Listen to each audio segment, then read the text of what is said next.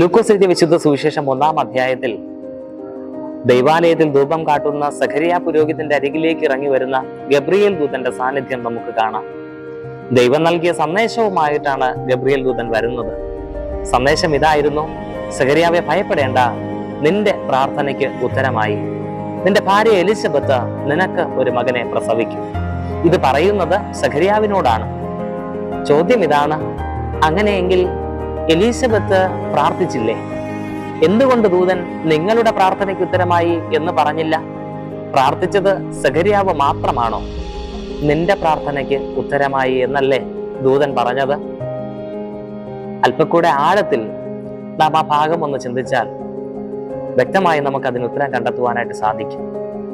കർത്താവ് തന്നെ പറയുന്നുണ്ട്, സൃഷ്ടിച്ചവൻ ആദിയിൽ മനുഷ്യനെ ആണും പെണ്ണുമായി സൃഷ്ടിച്ചു. അതുകൊണ്ട് പുരുഷൻ അപ്പനെയും അമ്മയെയും വിട്ടുപിരിഞ്ഞ് ഭാര്യയോട് പറ്റിച്ചേരും, ഇരുവരും ഒരു ദേഹമായി തീരും.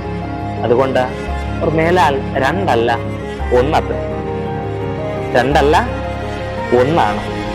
അതുകൊണ്ടായിരിക്കാം ദൂതൻ ഇപ്രകാരം പറഞ്ഞത്, നിന്റെ പ്രാർത്ഥനയ്ക്ക് ഉത്തരമായി.